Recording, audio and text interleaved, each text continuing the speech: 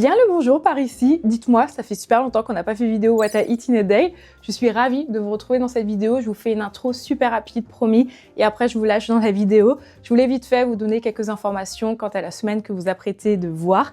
Il faut savoir que la plupart des plats sont végétaliens, donc cette vidéo peut s'adresser à la majorité des personnes. Au niveau du budget, j'ai fait les courses pour 70 € de budget. Ce que vous devez juste retenir, c'est que j'ai calculé par rapport au nombre de repas que j'ai pu faire et on est à peu près aux alentours de 2,20 € par repas. Mais si vous avez un budget qui est plus limité, je suis convaincue que vous pouvez refaire la plupart des recettes pour bien moins cher parce que je dirais que 80% des produits, voire 90% des produits qu'on utilise sont bio et si vous n'avez pas les moyens, je suis vraiment convaincue que vous pouvez faire exactement la même semaine pour moins cher. Là où je vais aussi venir économiser, c'est sur certains produits que je vais acheter en gros. Par exemple, mon cacao, j'ai différents types de cacao avec plein de saveurs différentes que j'ai acheté pendant le Black Friday et j'en ai acheté vraiment beaucoup, ce qui va me durer pendant des années. Pareil pour ma protéine en poudre, c'est de la protéine de riz tout simple, il n'y a rien d'autre dedans, pas d'édulcorant, pas de conneries, juste de la protéine de riz. J'ai acheté un paquet de 1 kg bio, j'achète aussi des choses sur Coro en gros format et grâce à ça, ça me permet aussi de réduire les coûts. Je vais juste terminer avec deux autres points. Le premier, c'est que bien évidemment, le but de cette vidéo n'est pas de vous dire de faire pareil, n'est pas de venir analyser ce que je mange. C'est juste mon alimentation. Il y a des choses qui vont pas, il y a des choses qui vont et on s'en fout. Franchement, on fait déjà du mieux qu'on peut. Je sais que je mange pas de fruits, je sais que je mange des produits transformés. C'est pas le but. Moi, je suis juste là pour vous inspirer en fait. Donc, prenez ce qui a du sens pour vous et mettez de côté ce qui n'a pas de sens. J'amène juste avec le fait que j'utilise cette typo que j'aime énormément, mais malheureusement, il n'y a pas les accents dedans, ce qui fait que je ne peux pas marquer petit déjeuner, déjeuner, goûter ou dîner, parce que dans la langue française, nous avons des accents dans tous ces mots. Donc, j'ai décidé de passer en anglais les titres des repas. Comme ça fait de très jolis titres. Et je vous souhaite un excellent visionnage. Les joies d'être freelance, c'est pouvoir faire un meal prep le lundi matin et c'est exactement ce qu'on va faire. Généralement, tous les lundis matins, je prends toujours un petit peu de temps pour essayer de cuisiner un maximum de repas qui me tiennent généralement jusque mercredi. Et c'est ce qu'on va faire. Je vais faire des pickles d'oignons, mais aussi des lasagnes pour 4 repas. Au niveau des lasagnes, dans mon cas, je fais une farce à base de lentilles, champignons, carottes, ail, oignons et sauce tomate. C'est toujours très bon. Et j'ai aussi fait une béchamel au lait d'avoine. Je sais pas pourquoi, mais le lait d'avoine était très sucré, alors que c'était marqué que c'était absolument pas sucré et pourtant ça a donné un très bon goût, donc petite erreur qui n'était pas prévue mais qui fait que la prochaine fois je pense que je vais racheter le même lait d'avoine parce que le fait d'avoir ajouté un petit peu ce goût sucré c'était vraiment pas mal dans ces lasagnes. J'ai aussi préparé 3 petits déj à base de galettes de farine de pois chiches, c'est la première fois que je faisais ça, dans lesquels j'ai mis des champignons et du chou. Mais j'ai aussi fait un pesto pour accompagner tout ça qui était un pesto de petits pois avec de la poudre d'amande parce que dans cette économie, il n'y a aucun monde où j'achète des pignons de pain. J'ai aussi mis de l'huile d'olive, du basilic et j'ai fini en préparant 2 autres repas qui sont une sorte de salade ou du moins un plat froid de nouilles d'edamame, de carottes et de choux.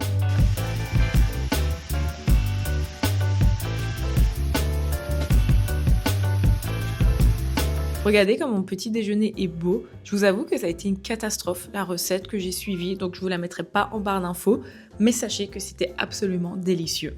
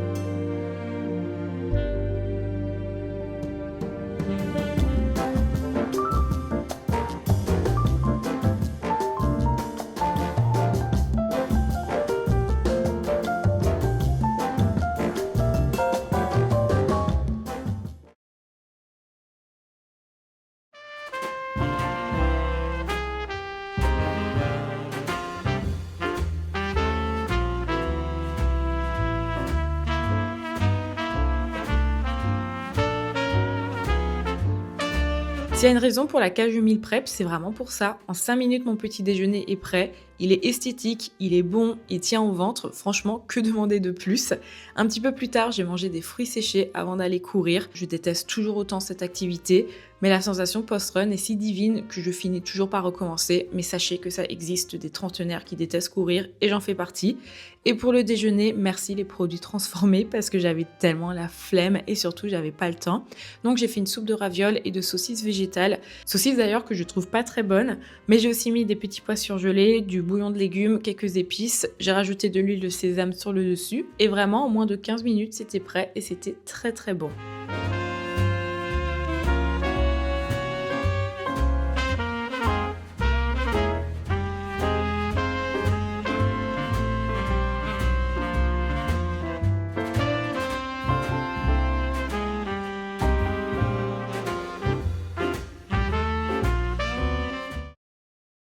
Joyeux mercredi, est-ce que vous attendiez à un autre petit déjeuner? Bien évidemment que non.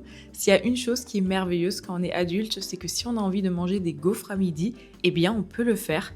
Donc j'ai suivi une recette végétale protéinée et vraiment ma petite assiette est toute mignonne, mais en plus de ça, elle contient plus de 30 grammes de protéines, ce qui signifie que j'ai fait un repas qui me tient au ventre et qui me permet de me sentir concentrée toute l'après-midi. Plus tard, en goûter, j'ai fini des olives que j'ai découvertes dans mon frigo, une bien belle découverte, ainsi qu'une gaufre. Et le soir, j'ai fait une de nos recettes favoris, qui est une recette qu'on fait quasiment tous les mois, qui sont les One Pot Lemon Pasta de Max Lamana. Et en dessert, j'avais envie de grignoter un truc sucré, mais on n'avait absolument rien dans la maison à part des fruits. Bref, j'ai pas envie de mettre mon avis sur les fruits, donc j'ai juste essayé de concocter un truc pour satisfaire cette envie de sucre.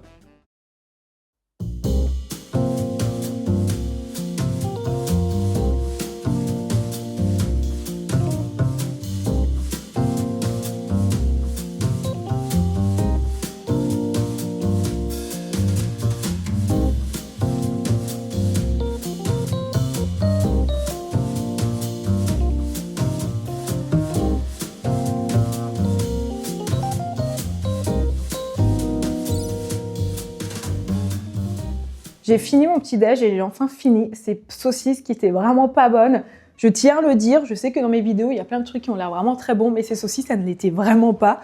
Je voulais vite fait me poser pour un petit peu discuter avec vous de plein de sujets variés. Si ça vous intéresse pas, vous pouvez directement passer au repas suivant. De toute façon, vous avez le chapitrage sous la vidéo. Mais avant de faire ça, sachez que j'ai publié un podcast 100% gratuit sur mon Patreon qui va développer ce que je m'apprête à dire. J'avais envie de vous faire un podcast autour de mon végétarisme pour vous parler un petit peu comment est-ce que je me suis lancée dans cette aventure, comment est-ce que je le vis, puis vous raconter un petit peu des anecdotes rigolotes par rapport à ça, le regard des autres, mais également toute une partie sur pourquoi j'ai arrêté de faire des vidéos What I Eat in a Day, parce que en vrai, il y a beaucoup de raisons à ça. C'est pas que j'ai juste arrêté les vidéos du jour au lendemain parce que je n'étais plus inspirée, c'est qu'il y a véritablement des raisons. Et on va vite fait l'évoquer là dans ce chapitre. Mais c'est vrai que si vous voulez aller plus en détail, vous avez du coup ce podcast qui est gratuit. Je vous demande juste l'inscription sur Patreon. Pourquoi je vous demande l'inscription? Ça permet de trier un petit peu les gens. Je voulais vite fait, un petit peu me prendre le temps de me poser pour parler de plein de sujets variés liés à mon végétarisme. Mais en clair, il y a eu plein de raisons qui ont fait que je me sens aujourd'hui de moins en moins à l'aise avec le fait de parler de mon végétarisme en fait sur internet. À la base, j'avais commencé à faire des vidéos What I Eat in a Day il y a maintenant 8 ans parce que je voulais montrer aux gens ce qu'était le végétarisme et montrer que le végétarisme était quelque chose d'accessible à partir du moment où vous avez un supermarché à côté de chez vous. C'est vrai qu'il y a une dizaine d'années, j'avais l'impression que ce type de contenu était beaucoup fait par des personnes qui étaient peut-être vachement dans la nutrition ou des personnes qui étaient aussi dans des alimentations qui étaient vachement restrictives et aussi des personnes qui utilisaient des ingrédients qui étaient un petit peu farfelus comme des trucs bio qui te coûtent une couille, excusez-moi l'expression.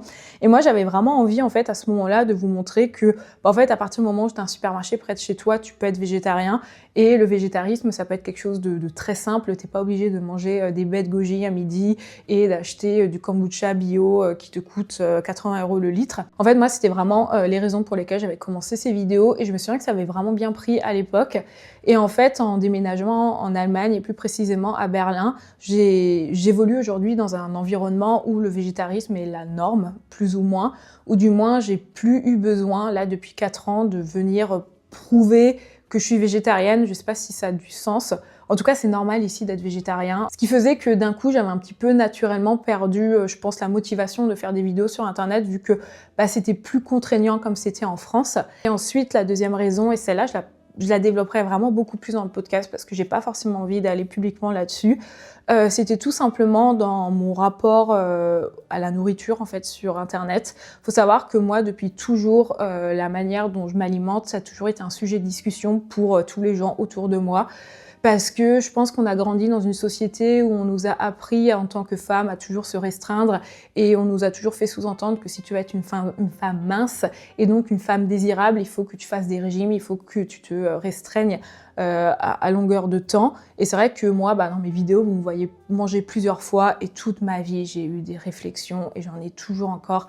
Autant j'avais plein de commentaires très positifs, justement de gens qui disaient « Ah c'est trop bien, ça me fait du bien de voir quelqu'un qui mange comme moi ».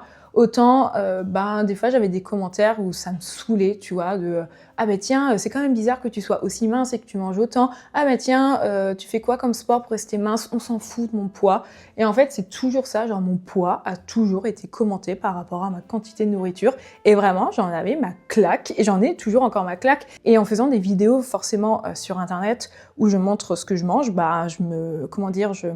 je m'expose aussi à ce type de réflexion et en fait j'avais plus du tout envie de me montrer ce que je mangeais parce que j'étais là, la flemme en fait, juste laissez-moi manger, si j'ai envie de me servir plusieurs fois, je me sers plusieurs fois. Et bref, je développe ça dans le podcast, donc ça c'est aussi une raison pour laquelle j'ai arrêté.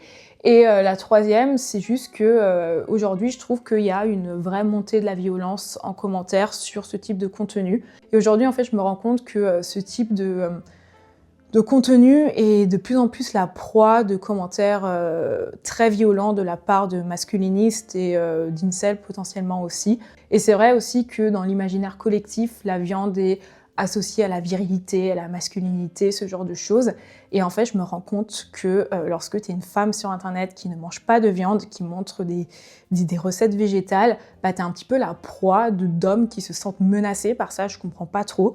Et je vous avoue qu'aujourd'hui, je suis de moins en moins à l'aise sur Internet. Et je sais qu'à chaque fois, les gens disent la même chose. « Ah mais on s'en fout des commentaires méchants ». Bien sûr qu'on s'en fout d'intituler du commentaire, mais je pense que j'ai quand même le droit aussi de me protéger face à la violence. J'ai pas envie, sous prétexte que il y a 14 ans, j'ai fait le choix de pas manger les animaux, de me faire agresser en fait sur ma chaîne YouTube. J'ai le droit, c'est ma décision. Et ouais, enfin bref, tout ça pour dire que je suis plus à l'aise aujourd'hui de faire ce type de contenu. Et il y a aussi ce truc où j'ai l'impression que c'est un petit peu la chasse aux sorcières aussi dans ce type de contenu de « Ah tiens, t'es végétarienne mais t'as mangé un avocat » ou là par exemple, j'ai acheté du lait de soja ce matin et la dernière fois je montrais comment je faisais mon chai latte au lait de soja et c'est en mode « Ah tiens, le lait de soja c'est dangereux pour ta santé » et des fois je suis là mais arrêtez avec vos délires de santé parce que c'est marrant, ça fait 8 ans que je fais des vidéos What I Eat in a Day, que j'utilise des poêles au téflon, il n'y a jamais personne qui m'a parlé de santé. Ça fait 8 ans que je vous montre que je bois de l'alcool dans mes vidéos, il n'y a jamais personne qui m'a parlé de santé. Mais d'un coup, le soja, tiens, on a trouvé un truc qu'on peut appuyer dessus. Donc ouais, je sais pas, je pense que je me sens plus à l'aise comme avant dans cette communauté et je serais ravie en vrai de lire vos commentaires. N'hésitez pas à me dire en commentaire ce que vous en pensez. N'hésitez pas non plus à écouter le podcast, je serais contente de pouvoir vous lire par rapport à ça.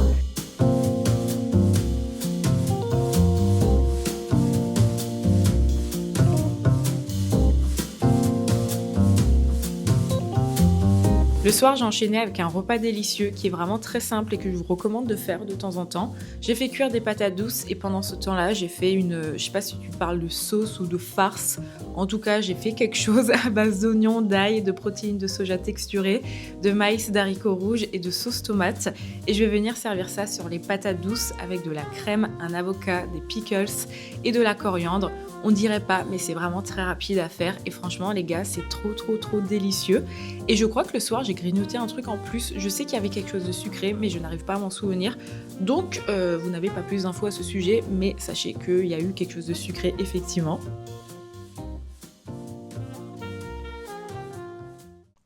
Vendredi matin, je commence la journée avec un porridge que j'ai préparé la veille. Et à midi, j'avais vraiment trop envie de crêpes parce que j'avais regardé une des dernières vidéos de Mûre et Noisette. J'ai d'ailleurs suivi sa recette pour cette vidéo. Donc j'ai mangé des restes à midi, pas très sexy. J'ai aussi rajouté sur le dessus ce sorte de pasta topping que j'avais acheté au DM à base d'amandes et d'épices. Et surtout, en dessert, j'ai pu manger mes crêpes et c'était vraiment très très bon.